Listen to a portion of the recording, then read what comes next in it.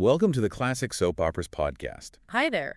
Today, we're embarking on a deep dive into a show that, well, it really aimed to shake up daytime television. Aaron Spelling's ambitious, often wild, and sometimes absolutely bonkers creation, Sunset Beach. Oh, definitely bonkers sometimes. It really stood out. We've got a stack of material here covering everything from how this sun-drenched drama came to be, the unique challenges of bringing its world to life every day, the unforgettable characters, and, of course, those famously outrageous storylines. You can't talk about Sunset Beach without talking about those storylines. Exactly. Our mission today is to guide you through the fascinating world of Sunset Beach. We want to understand its creation, the experiences of the people who made it, and the legacy it left behind. It really was a departure for daytime, wasn't it? I mean, Aaron Spelling, he's a name you connect with huge primetime hits. Charlie's Angels, Dynasty, 90210. Right, huge shows. So when he decided to jump into the daily soap opera arena, he wasn't just looking to replicate what was already there. He had a very specific vision. He wanted something that felt, as he put it, more like primetime. That ambition certainly set the stage, and the initial concept from co-creator Charles Pratt Jr. was key to that difference, wasn't it? Definitely. It was heavily influenced by that whole California beach lifestyle. Pratt specifically mentioned the movie Lifeguard. Interesting. And the idea was to center it around lifeguards and surfers as the core group. Which is different. Soaps usually have those big established families, right? Exactly. That was a significant departure. The traditional model builds around those core families, generational drama, that kind of thing. The idea here was to focus on this younger, beach-centric crowd first. Though that shifted a bit later. It did, yeah. Over time, family dynamics definitely became more central, especially with the wealthy Richards family. But that initial concept was different. So to sell this unconventional idea to NBC, they had to go big, right? Yeah. I understand Charles Pratt Jr. and his team put together this incredibly detailed Bible for the show. Oh, extensive is putting it mildly. Pratt himself described it as massive. It had everything, character breakdown, storylines, even sample dialogue scenes. Wow. He apparently thought, nobody is ever going to read all of this, but Aaron Spelling insisted. He knew it was crucial for the pitch. You had to show the network the full scope of this world you wanted to build. And that pitch meeting itself? Yeah. Sounds legendary. Pratt described facing Don Ohlmeyer, who was head of NBC West Coast then, as frightening and terrifying. I bet. It was supposed to be a really intimidating room. Yeah. Pratt went in ready to summarize the Bible, figuring Ohlmeyer hadn't waded through it. Makes sense. But Susan Lee, head of daytime at NBC and a huge supporter of the show, had apparently made Ohlmeyer read it. No way. Yeah. So when Pratt starts his pitch, Ohlmeyer supposedly holds up this massive Bible and says, "I read your Bible? Did you think I hadn't read it?" Oh, wow. That must have changed the whole vibe. Instantly.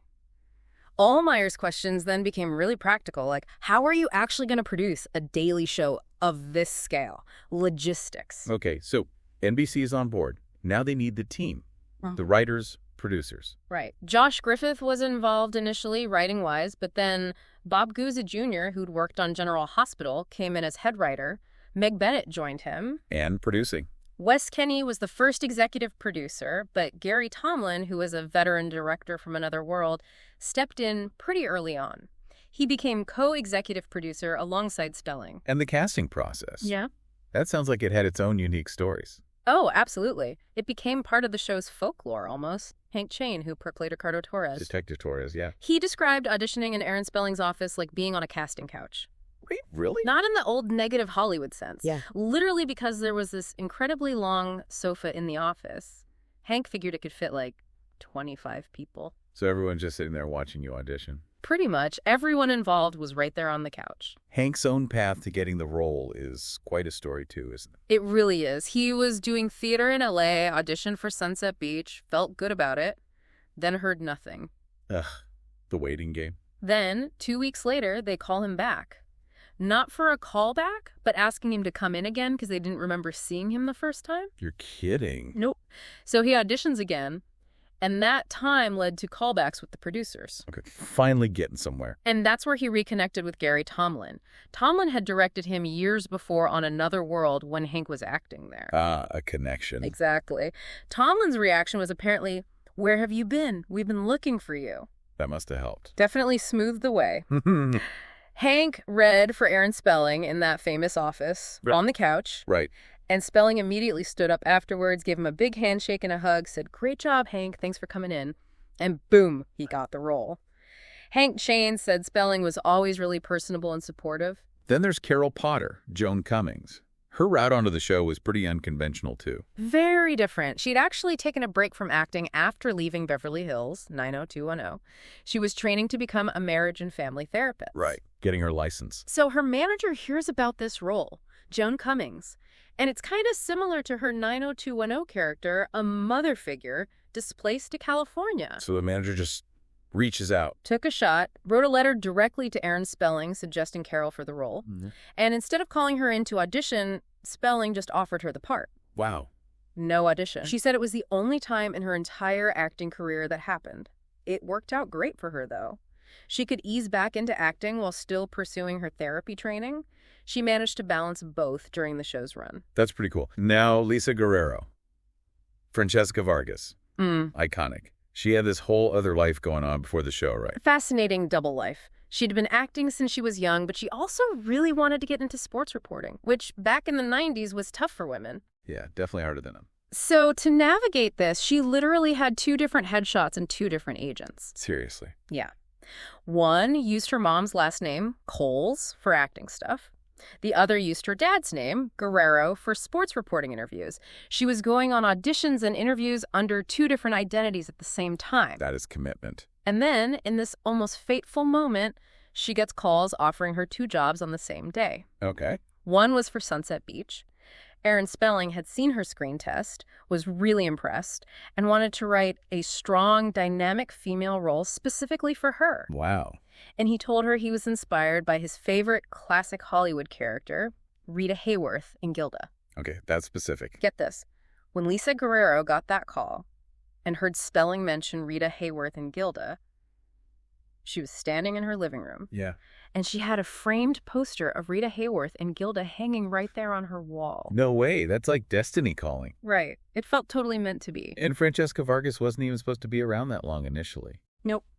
Just a short-term character. Stir things up for maybe 3 months, then get killed off. That was the plan. But Lisa Guerrero's performance just clicked. Totally. People loved to hate Francesca.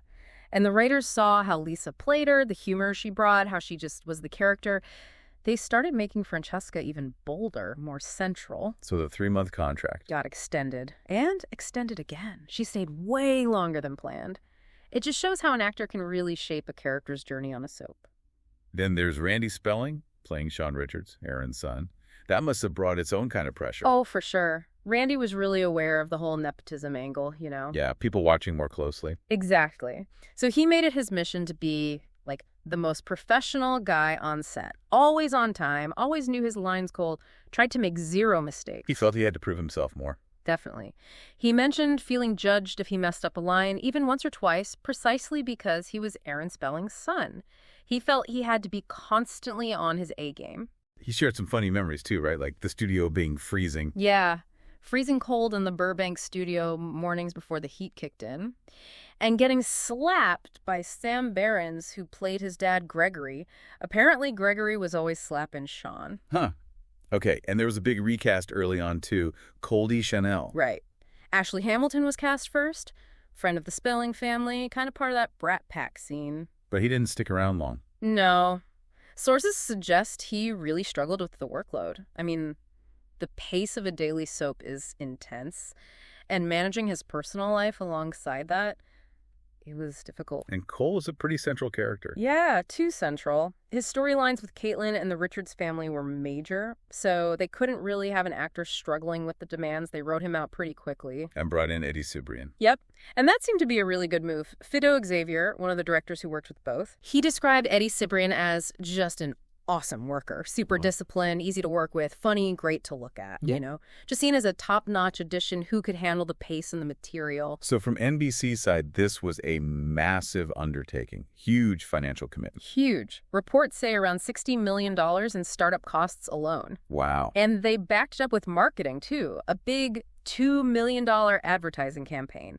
They called it unprecedented for daytime then, just flooding the airwaves to get attention. And they made a big programming move, too, right? Took back a time slot. Yeah, they reclaimed the 12 p.m. hour from their affiliates. That slot was often used for local shows or, lower-rated network stuff. They actually canceled Real Life with Jane Pauley to put Sunset Beach there. That's a major statement. Absolutely. It showed how serious NBC was about making this show work. Okay, let's shift gears. Let's talk about actually making the show. Day in, day out, bringing that more like primetime vision to life on a soap budget and schedule. That had to be tough. It really did. They were definitely pushing production boundaries. One of the first things they tried was giving the show a film look. Which was new for daytime then. Very innovative for daytime, yeah. Charles Pratt Jr. thought it looked fantastic. Everyone involved was proud of the visual quality. But the audience reaction was interesting. Yeah. According to network polling, viewers said it didn't look like other soaps, which Aaron Spelling was apparently confused about because of the whole point. Exactly. But it kind of highlights how daytime viewers back then were used to a certain visual style. Anything too different, even if it looked better, could be jarring. It's interesting how viewer expectations work. And the pace. Shooting an episode a day. That's relentless. Totally relentless. Especially for actors or crew coming from, say, primetime or film. Fido Xavier described the typical day. How'd it work? Start at 7 a.m., morning blocking and rehearsals, done by set. So you do all the Surf Central scenes, then maybe move to Ben's house scenes, Annie's house scenes, like that. Taping starts at 9 a.m., then at 12:30 p.m., crew takes a lunch break, but the actors for the afternoon scenes come in and start their rehearsals. Non-stop. Pretty much. Taping continues until 6 or 7 p.m. Randy Spelling called it rapid fire, just constantly moving through the material. There's that old saying about soap actors, that they nail everything on the first take. Is that true? Well, yes and no. Fido Xavier explained it well. The actors are incredibly prepared. They do a lot of work beforehand, meeting, blocking scenes, discussing them, camera blocking, dress rehearsal. Well, they're ready to go. Exactly. Because of all that prep, they are geared up, and they often do nail it on the first take when the cameras roll. But, it's not magic. Retakes absolutely happened. If someone stumbled on a line or there was a technical glitch, they'd do it again. Okay, so not always first take, but often very efficient. Highly efficient, yeah. They also had to navigate some new technical stuff, like moving away from older linear taping methods. They started shooting more like a one-camera evening show, using videotape editing. Carol Potter mentioned this was different from traditional soaps where you might sit around all day for one line because they shot everything in strict sequence. So this allowed more flexibility. For some, yeah. Shooting out all the scenes for a particular set or group of actors meant people like Carol, who were on contract but maybe not needed every single day, could have a slightly more predictable schedule. It helped her balance the show with her therapy clients. They also had to learn those weird soap-specific things, right? Like the commercial hold. Oh, yeah. Sarah Buxton talked about learning that. It's like after a scene ends, everyone has to stay completely silent for 3 whole minutes before they yell cut. 3 minutes? Why? That's where they'd insert the music later in editing. Apparently, Sam Behrens was the one who taught her how to play that silent beat, how to just hold it. Weird. So, intense schedule, new techniques. But the set environment itself sounded pretty good. Yeah, surprisingly positive considering the pressure. People described it feeling like a little family.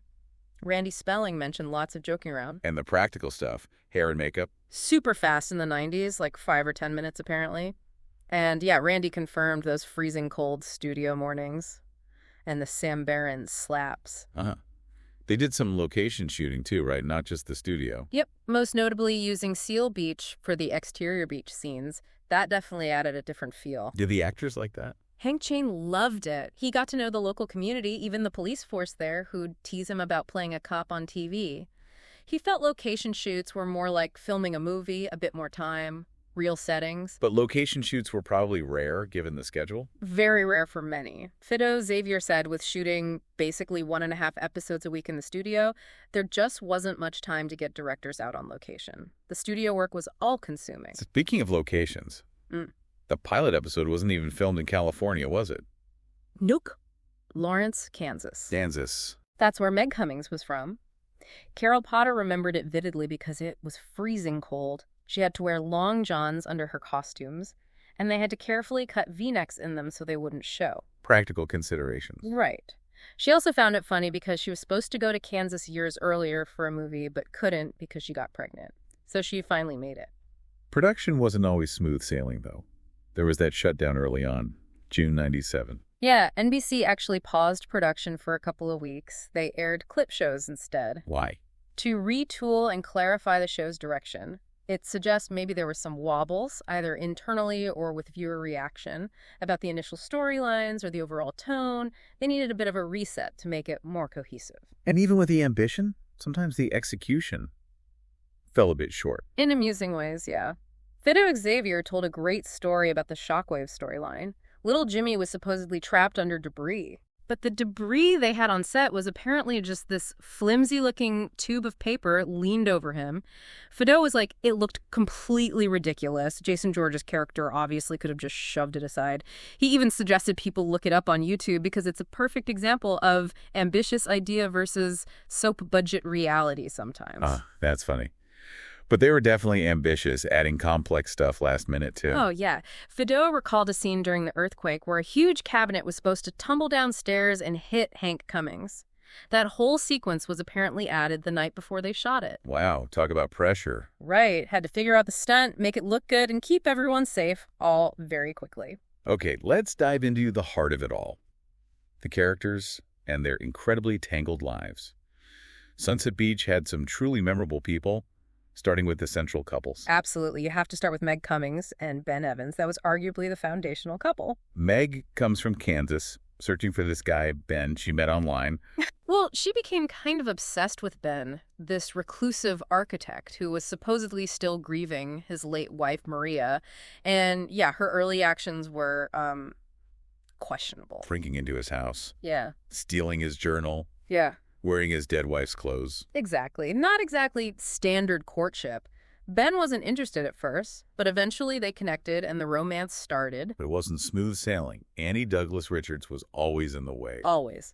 Annie, Ben's wealthy friend, wanted him badly and was constantly plotting against Meg. They had that famous catfight in the hot tub. Classic soap.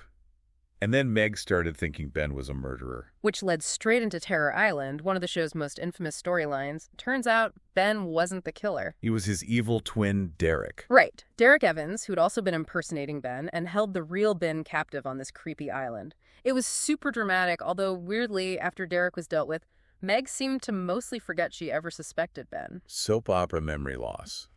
So Meg leaves town briefly. But Ben follows her. He's determined. They finally get together, seem happy, and then bam. Maria, Ben's presumed dead wife, returns. Alive, but with amnesia. And she shows up literally on Ben and Meg's wedding day. Classic soap timing. Creating the ultimate love triangle. The ultimate. Ben's torn. Maria slowly gets her memory back. Their bond rebuilds. It's agonizing for everyone. Then Tess Marin shows up with a kid, Benji, claiming he's Ben and Maria's son. Adding another layer of complication. Paternity questions, a child involved. It just kept getting messier. Eventually, Maria made the decision to step aside. She let Ben and Meg be together, and she ended up adopting Benji herself. And Ben and Meg finally got married. Yep, in the final episode, a big double wedding. And they had that famous ending scene that kind of hinted maybe the whole show was Meg's dream, before Ben reassured her it was all real. Okay, next core couple.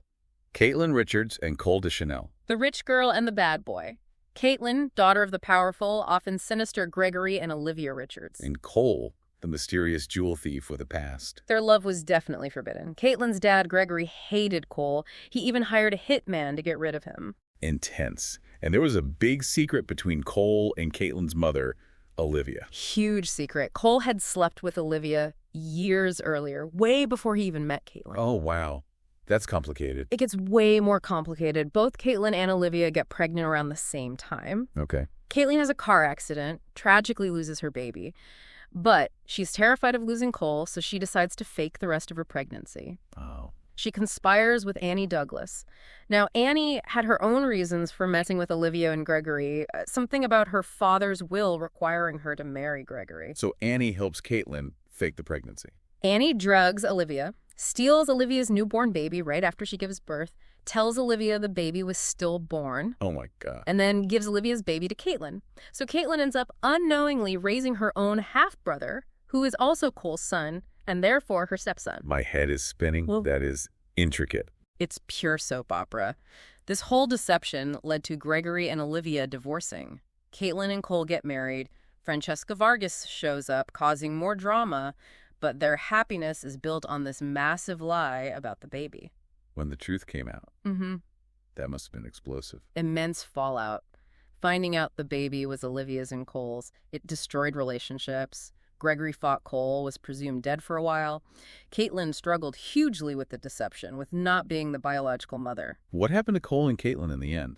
Cole eventually got caught for his past jewel thievery, went away for a bit, but he returned in the final episode to reunite with Caitlin.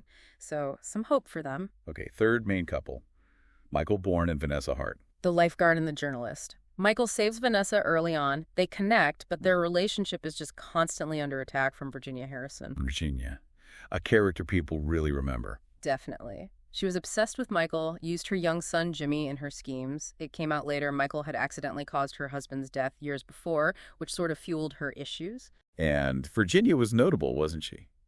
As a villainess. Yeah, arguably daytime's only African-American villainess at that time.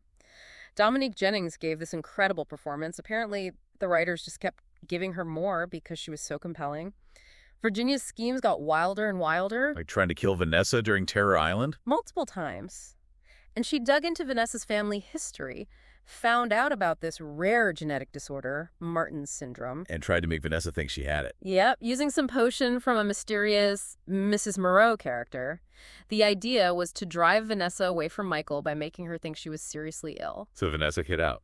With Tyus Robinson, who was working on a cure and developed feelings for her, eventually Vanessa's illness vanished. She reunited with Michael. But Virginia wasn't finished. Oh no, what next? The turkey baster. The infamous turkey baster plot, it's what everyone talks about. On Ben and Meg's wedding night, Virginia enacts this plan described as sick and crazy. Okay, break it down. She drugs Vanessa, steals Tyus Robinson's sperm sample, uses a turkey baster to artificially inseminate the unconscious Vanessa, Oh my God. and destages photos to make it look like Vanessa and Tyus slept together. Sherry Sam, who played Vanessa, said she started having actual nightmares about being pregnant because the storyline was so intense. I can imagine. So Vanessa gets pregnant. Yep. Total confusion and heartache for Michael when he finds out Tyus might be the father. They break up, Tyus steps in, but then Vanessa tragically miscarries. Then Virginia. Her mental state completely deteriorated. She was institutionalized, eventually confessed everything.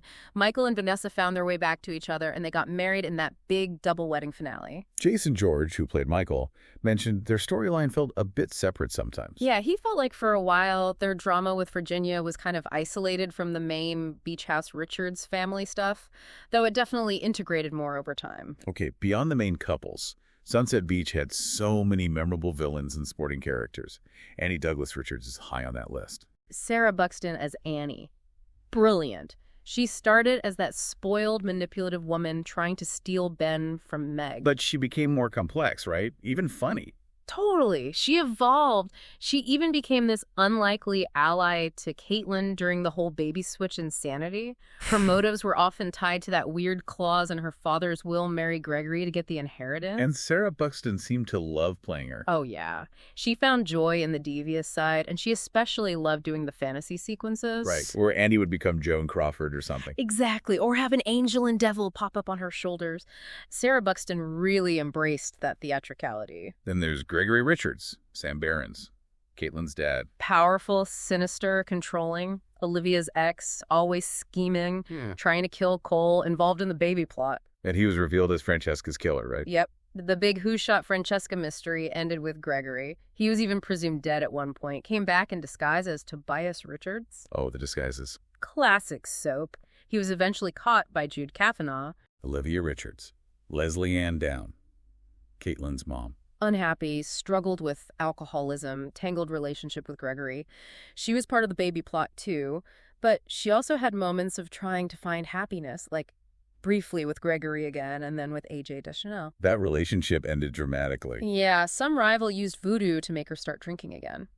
But in the end, she was reunited with the son she thought she'd lost, which was a big moment for her. We talked about Virginia Harrison's wild schemes. What about Eddie Connors, Peter Barton? Another notable villain. Started as a cop, Annie's boy toy, had a thing for Paula Stevens. But when she rejected him, He went dark, orchestrated her kidnapping and torture, horrifying storyline. she also found out a key secret. Yeah, he was the first to figure out Cole was actually Elaine Stevens' long-lost son. He later became a PI, tried to blackmail Derek Evans. Bad move. They killed him. Yep. But this being Sunset Beach, Eddie didn't just die. I guess. Ghost. Ghost in hell. Being welcomed by the spirits of Del Douglas and Francesca Vargas. You can't make this stuff up. Francesca Vargas again. Lisa Guerrero's character really made an impact. Huge impact. Cole's ex, fellow jewel thief, comes to town looking for trouble and opportunity. Blackmailed pretty much everyone, especially Gabi and Antonio, over that tape. Allied with Gregory. Became public enemy #1. Which led to who shot Francesca? Everyone had a motive. Literally everyone. The reveal that it was Gregory was a good twist. But Francesca was so popular even after being killed. They brought her back. Ghost, haunting nightmares, even a nun. Even a nun. Lisa Guerrero found the humor in it all. How over-the-top Francesca became. She was genuinely surprised by the character's popularity. Okay, Garrick Evans. Ben's evil twin. Clive Robertson playing both roles. Pure psychopath. Before the show even started, he'd seduced Ben's wife Maria and faked her death. Then he shows up on Terror Island. As the serial killer, trying to ruin Ben's life. Impersonated Ben for months, held the real Ben captive, plotted with Tess Marin, killed Tim Truman, then finally killed him, or so we thought. He came back. Of course he did. This is Sunset Beach. Returned in '99, impersonating Ben again. Had relationships with both Tess and Maria simultaneously. And he was Benji's father. Revealed to be the biological father of Benji, the kid Tess brought to town. It all got incredibly messy again. Ben finally killed him for good, supposedly in a final showdown. Tess Marin. Tracy Melchior. She arrived with Benji. Claiming he was Ben and Maria's son, and she was just the nanny, Maria's friend. But secretly, she was Derek's lover and accomplice. Involved in the plots, but maybe had some guilt. Yeah, she seemed to feel guilty about Tim Truman's murder. The reveal that she was Benji's mother with Derek was another big twist. She did some kidnapping, got arrested, but eventually agreed to let Maria adopt Benji. Okay, let's cover some other key players. Ricardo Torres. Hank Chang. The dedicated detective. His life got completely turned upside down. First, his fiancée Paula's kidnapping, then the arrival of her half-sister, Gabi. His relationship with Gotti was a roller coaster. Understatement. They slept together. She falsely accused him of rape. Then they fell in love, got married. Then the tape of her and his brother Antonio surfaced. Causing Ricardo to have a stroke. Right. But eventually they found a way towards forgiveness. He was also central to that weird, cursed Rosario Jules story. And his mother Carmen and brother Antonio came into the picture later. Paula Stevens. Oh. Laura Herring. Ricardo's fiancée at the start. Police officer. Endured that horrific kidnapping and rape by Eddie Connors. She really struggled with the trauma. And she left town. Yeah, after Gabi falsely accused Ricardo of rape, even though he was proven innocent, Paula just couldn't stay. Her mother, Elaine, also turned out to be a murderer. She killed Del Douglas. Lots of drama in that family. Bobby Martinez. Priscilla Garita.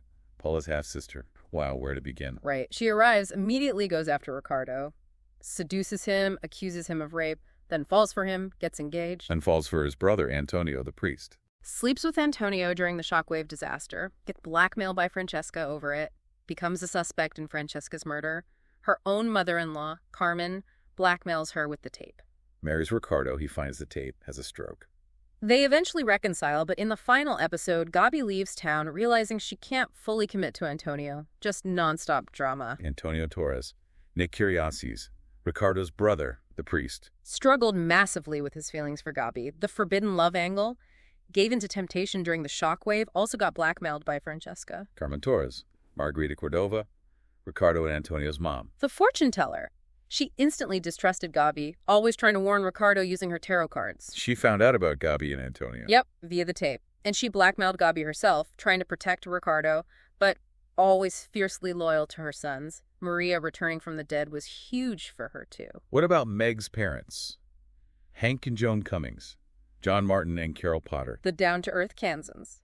Lost their farm, moved to Sunset Beach, opened the Shockwave restaurant. Do they have big storylines? Not really, according to Carol Potter. Even though they were on contract, they mostly served as the family support system for Meg and her sister Sarah, kind of the grounding influence amidst the chaos. Sarah Cummings, Meg's sister. She had that controversial storyline, right? Oh, yeah, the ripped from the headlines one. Yeah. It directly mirrored the Monica Lewinsky-Linda Tripp scandal.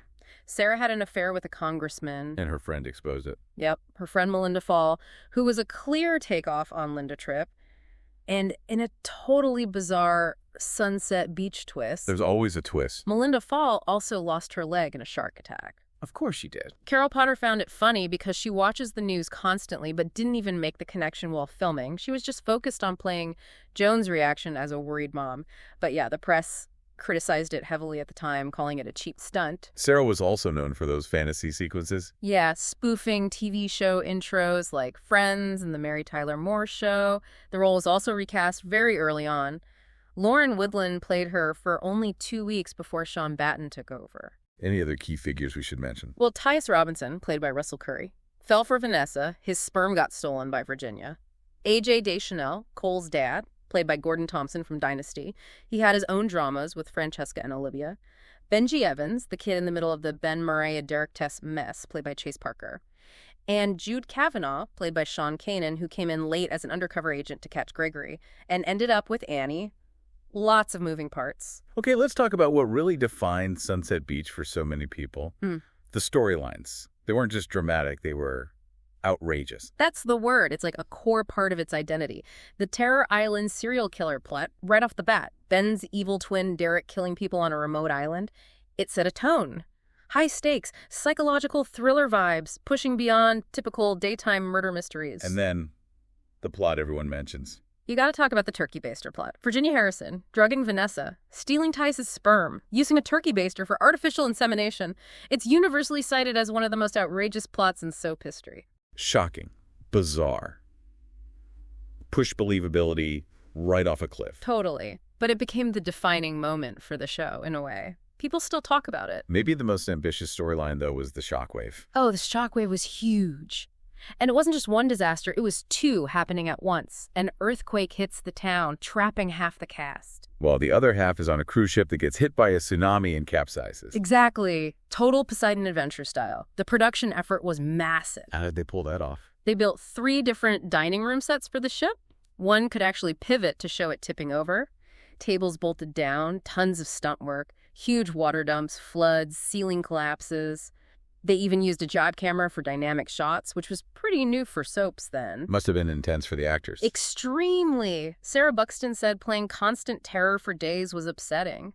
Lisa Guerrero remembered being totally overwhelmed, action scenes, underwater stuff, tons of lines, all while wearing a skimpy dress. Hank Train did stunts too. Yeah, he mentioned swimming underwater through a cage, which was tricky. Randy Spelling was just fascinated watching the whole complex thing come together. And it was a huge success, ratings-wise. Massive success. NBC even aired a primetime special compiling 2 weeks of the story. It gave the show its highest ratings ever. But Pratt, the co-creator, had some concerns. Yeah, he mentioned hearing about things like the ship tipping over and kind of wincing, worrying about jumping the shark, like Melrose Place had done. He knew big stunts could be hard to recover from long-term, even while acknowledging the immediate success. He wished the show had lasted longer to see where it went next. Sunset Beach also went supernatural sometimes. Oh, all right. Rosario Jewels. Oh, yeah. The cursed Rosario jewels. Stolen from a religious icon, they caused premature aging, literally turning people into mummies. Seriously. Mummies? Mummies! It all culminated on Christmas Eve, a frantic race to return the jewels to a Madonna statue before everyone turned to dust. Ricardo Torres was right in the middle of that one. It just shows how they'd mix standard drama with straight-up fantasy and horror. Murder mysteries were also big, but with twists. Dill Douglas's murder. Turned out to be Elaine Stevens, Paula's mom, getting revenge because Dell had kidnapped baby Cole and tricked her years ago. And who shot Francesca? We know Gregory did it, but it was a huge guessing game. Huge. So many suspects, so many motives. The Gregory reveal was a genuine surprise, and the fact Francesca kept popping up as a ghost afterwards, partly because the character was just too popular to lose completely, killing her off actually hurt ratings initially. We touched on the ripped from the headlines Sarah Cummings plot, mirroring the Lewinsky scandal. Definitely push buttons. For sure. Directly using such a recent major real-life event, with a character obviously based on Linda Tripp, it was bold. And then adding the shark attack leg amputation for Melinda Fall, that's peak Sunset Beach, blend the real with the utterly absurd. It got slammed by some critics, though. And finally, those fantasy sequences. Sarah had hers, but Annie's were really prominent. Annie's fantasies were great. Sarah Buxton loved doing them, becoming Joan Crawford, acting out scenes in the 50s, the angel devil thing. It was visually different, broke the usual soap format, allowed for more comedy or style. The writers apparently weren't sure how viewers would take them at first, but they became a signature element. Okay, let's go behind the curtain again.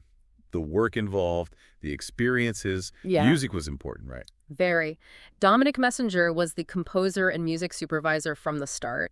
He was really passionate about creating original custom music for Sunset Beach. Not just using stock music. Right. He wanted a unique musical identity for the show, for the characters. He wrote the theme Beyond the Sunset specifically for Ben and Meg. And that song became really popular with fans. Incredibly popular. Fans made their own videos using it online, even though it was never officially released commercially. Why not? Messenger tried. He met with Madonna's music publishing company, but they basically told him soap music was too soft for radio, no market for it. Messenger completely disagreed, pointing to the fan reaction as proof. Interesting. The music changed over time, too. Yeah, Aaron Spelling apparently loved this guitar theme Messenger wrote and wondered why they weren't using it more. The show actually started with a different theme by Tim Truman, and the opening graphics changed too, about 9 months in.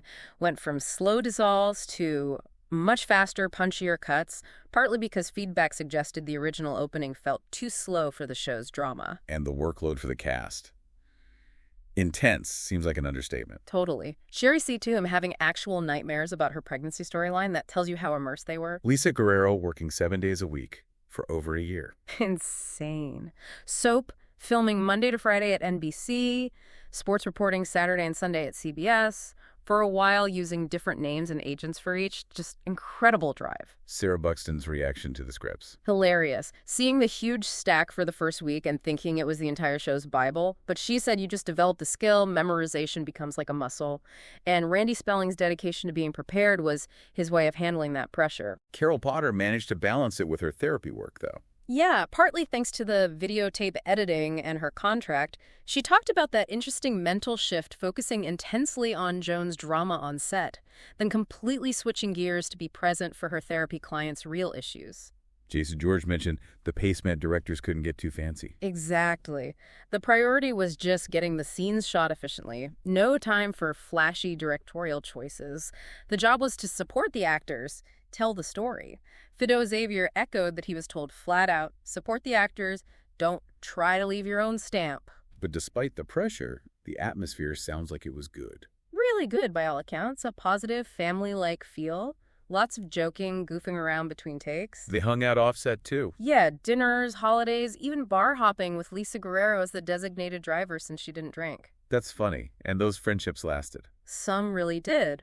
Lisa Guerrero is still best friends with Priscilla Garita, Gabi, and Com Heskin Caitlin decades later. She's godmother to Com's son. Lisa found it ironic she played the ultimate bad girl, Francesca, but became closest friends with two of the main good girls. Speaks volumes about the real dynamic. Towards the end, though, Yeah. things got uncertain. NBC had to make cuts. Yeah, big anxiety. The network had to decide, cancel Sunset Beach or the long-running Another World. It must have been tense on set. Hank Chain described it. Announcement dates kept getting pushed back. Everyone was on edge. How did the news finally come out? He remembers Gary Tomlin, the co-exec producer who had roots at Another World, coming out looking really sad to announce Another World's cancellation first, which was tough for Tomlin personally. Then later, the news came that Sunset Beach was also getting the axe. Why? Was it just ratings? The reasons cited were mainly financial. Apparently, there was a dispute between NBC and Spelling over European residuals, money earned from airing the show overseas. It's interesting that Charles Pratt Jr. was asked to come back near the end. Yeah, after Melrose Place finished, they asked him to return as head writer and executive producer. Offered him big money, too, like $1 million for the year. But he said no. He turned it down. He basically saw the writing on the wall. The show only had about 6 months left on its NBC contract. He saw it as a sinking ship, and he didn't want his name attached to driving the show he created into the ground, even for a big paycheck, a tough business decision. So the cancellation was sad for everyone involved. Very sad. Sarah Buxton remembered crying and hugging people on the last day. Hank Chain had just bought a house, partly based on encouragement from Gary Tomlin during the uncertainty, so the timing was especially rough for him. Looking back, Sunset Beach definitely left a mark. How did the actors reflect on it? Sarah Buxton found it tough getting work right after. She felt typecast as Annie, this caricature, so she changed her look, sought different roles, but she's still really grateful for the experience, the fun, and the fans. Randy Spelling uses the skills now. Yeah, he applies acting techniques like improvisation and role-playing directly in his work as a life coach and motivational speaker, helping clients visualize things. And Lisa Guerrero uses Francesca in her journalism. Explicitly. She says playing characters, going undercover like Francesca did, helps her in investigative reporting. She jokes she's using Francesca's powers for good now. The show's end also came at a time when TV was changing, right? Reality TV. Big time. Shows like The Real World, court shows like Judge Judy. They were cheaper to produce, drew viewers away, and really impacted the budgets and justification for expensive scripted soaps. Soap audiences started declining overall. Is there any hope of seeing it again? Yeah. Streaming? The cast and fans would love that. Hank Chang called it a good gesture to the fans who were so loyal. Maybe it was just ahead of its time. A lot of people feel that way. If it had come out later in the internet streaming era, maybe its wild style would have found an even bigger cult audience online. Gary Tomlin apparently even hoped MTV might pick it up at one point. And Aaron Spelling himself popped up on screen. Yeah. A small role as Vincent Duke, a nod to his producing partner, E. Duke Vincent. Randy Spelling was really impressed. His dad chose Sunset Beach for his cameo out of all his shows. Spelling also showed up for milestones, like the 700th episode party. Did the show get any awards? It did. It won 2 Daytime Emmys and got a bunch of other nominations. And even though Beyond the Sunset wasn't released, fans still love and use that music. Hank Chang even started filming interviews with the cast during the cancellation period, hoping to make a mini documentary. He still has that footage. So that was our deep dive into the ambitious, sometimes unbelievable, and undeniably entertaining world of Aaron Spelling's Sunset Beach. What a ride. It certainly wasn't afraid to push boundaries, throw everything at the wall, and just offer its audience, especially that huge international fan base, a unique escape. High drama, romance, pure soap fantasy. It really makes you think about the appeal of that kind of storytelling, doesn't it? When you look back at a show like Sunset Beach, with these larger-than-life characters, the crazy plots, what does that enduring affection tell us about what audiences actually crave? Especially compared to, a lot of the more realistic stuff we see today. That is an excellent question to leave you pondering.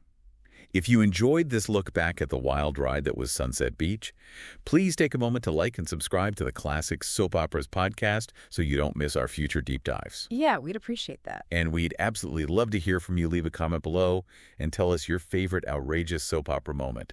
Could be from Sunset Beach, could be from anywhere. Let us know.